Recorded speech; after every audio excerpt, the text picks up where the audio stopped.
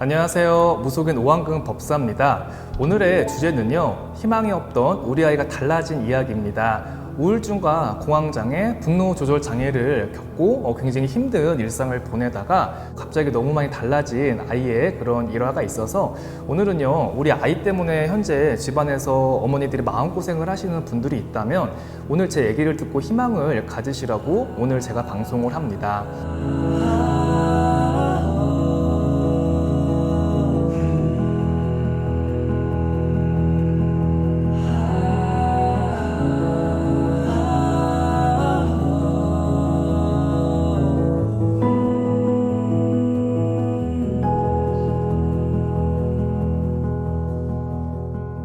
우리 아이들 보면요, 어머니들 뭐 공부 안 하는 고민, 뭐 조금 늦잠 자는 거, 뭐 게으름 부리는 거, 노력한 만큼 성적 안 나오는 거, 사실은 이런 고민은 아주 큰 고민은 아닙니다. 충분히 개선의 의지가 있어요. 하지만 이것보다 더 심했습니다. 이 아이는요. 고등학교를 졸업을 하지 못했고요.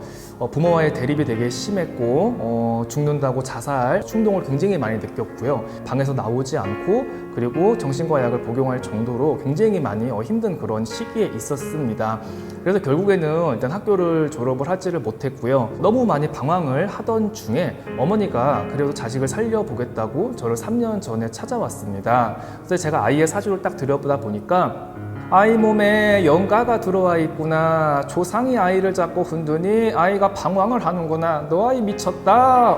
심지어는 제 입에서 웬만하면 미쳤다는 얘기를 안 하는데 당신의 아들이 미쳤습니다 라고까지 얘기가 나옵니다. 이렇게 자살 충동을 자꾸 느끼고요. 죽겠다고 얘기를 하는 아이들은요, 이게 심해지면요, 어느 날 갑자기 사고를 칠지 모르는 겁니다. 집안에 신을 모신 사람이 있구나. 누가 신을 모셨느냐. 제 입에서 다 그렇게 나오는 겁니다. 법사님, 사실은 저희 아버지가 법당을 모셨습니다. 그러는 거예요. 저희 아버지가 부처님을 모시고 사주를 보고 기도를 하고 있습니다. 이러는 겁니다. 근데 집안에 거의 뭐 할머니라든가 여자분들이 신을 모신 경우는 있어도 아버지라든가 할아버지가 신을 모신 경우는 거의 드뭅니다.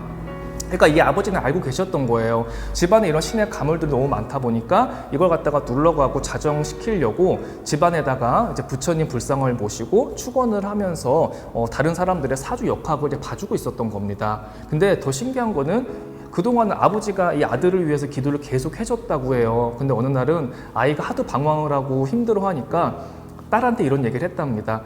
아무래도 내 힘으로는 안 될 것 같다. 우리 손주하고 인연법이 잘 맞는 선생님을 한번 찾아가 봐라. 그래야지 아이가 살 것 같다라고 이렇게 얘기를 해줬다는 겁니다. 그러니까 이 아버지가 얼마나 현명하고 지혜로운 사람이에요. 영험한 사람인 거죠. 그러니까 자기 능력 선에서 안 될 때 끝까지 고집으로 잡고 있는 게 아니라 솔직하게 얘기를 해줬던 거예요. 나랑은 인연법이 안 돼서 이 아이가 발복을 할 수가 없으니까 다른 선생을 찾아가 보라고 해서 저를 찾아왔습니다. 그래서 제가 이 집안에 어떤 떠도는 조상과 신명을 갖다 정리를 해주고 2년 정도 제가 기도를 올려줬어요. 여러분들이 알아두셔야 될 게 기도를 한다고 해서 바로 뭐 그 다음날 그 다음에 정말 사고쳤던 우리 아이가 진짜 완전 뭐 스펙타클하게 완전하게 신기하게 그렇게 절대 좋아지지 않습니다. 업을 씻어 나가는 그런 과정이 있어야 됩니다. 그래서 2, 3년 정도 제가 빌어줬고요. 법당에 수양자도 이렇게 올려줬습니다. 기도를 해줬다고 해서 뭐 바로 편안해졌던 게 아니라 2년이라는 세월 동안 진짜 이 부모는요, 이 자식 때문에 이혼도 했었고요. 정말 파란만장한 일이 많았습니다. 그래도요, 절대로 신령을 원망하지 않고 자식을 포기하지 않았어요. 그래서 어머니는 계속 법당에 다니면서 아이를 갖다 년년이 빌어줬습니다. 어느덧 세월이 흘러서 2년 정도 흘렀어요. 그러니까 2년 동안 엄마도 아주 가슴이 진짜 이게 만신창이가 된 거죠. 근데 20살이 되는 어느 날 엄마한테 이렇게 얘기를 했다고 해요. 엄마, 나 운전면허 딸래. 운전면허 딸 수 있게 나 100만 원만 주세요. 그러는 거야. 그래서 이 엄마가 너무 놀라서 저한테 전화가 왔습니다. 선생님 큰일 났습니다. 우리 아들이 갑자기 운전면허를 딴다고 난리예요. 분노 조절도 못하고 너무 감정적인 애가 괜히 운전하다가 죽을까봐 사고 날까봐 너무 걱정됩니다. 선생님 이거 어떻게 말려야 돼요? 하고 저한테 연락이 왔습니다. 근데 저는 그 아들을 보고 운전을 시키라고 했어요. 어머니, 아들 절대로 이제 안 죽습니다. 그러니까 무조건 운전시키세요. 제가 이렇게 얘기했더니 어머니가 깜짝 놀라는 겁니다. 그러니까 내가 말릴 줄 알았던 거야. 절대로 안 된다. 뜯어 말려라 할 줄 알았는데 아들한테 처음으로 운전을 시켜라. 엄마 그냥 던져둬라. 그냥 맡겨봐라. 믿어봐라. 이렇게 얘기를 하니까 엄마가 너무 깜짝 놀란 거죠. 제 말대로요. 이 아이가 운전면허 시험을 봤어요.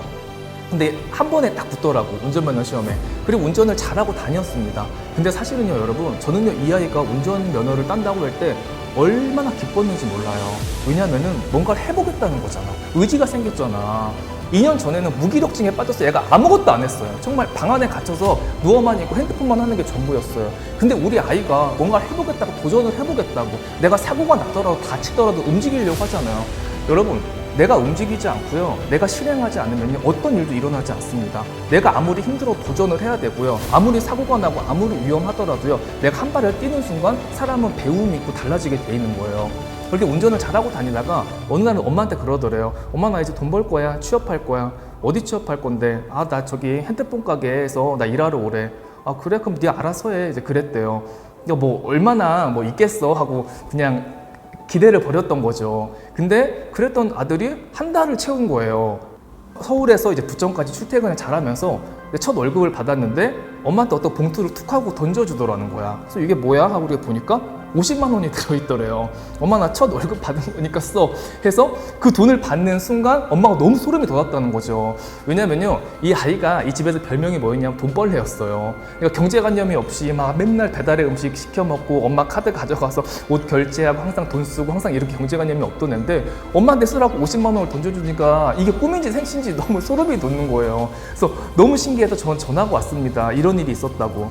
이랬던 아들이요, 지금 6개월째 출퇴근을 하면서 지금 일을 하고 있어요. 돈을 벌면서요. 그리고 제가 어머님들한테 해드리고 싶은 얘기는요, 다른 아이들, 뭐 옆집 아이, 뭐 같은 반 아이, 공부 잘하고 뭐 부모님 말 잘 듣고 착실하게 착하게 사는 거, 그거 절대 우리 아이랑 절대 비교하지 마십시오. 지금 공부 잘하고 굉장히 성공했던 아이가요, 언제 갑자기 추락할지 모르고 정말 속썩이고 희망 없던 아이가 어느 날 갑자기 성공을 해서 집안을 살릴 수도 있는 거예요, 여러분. 저는 그런 걸 너무 많이 봤습니다.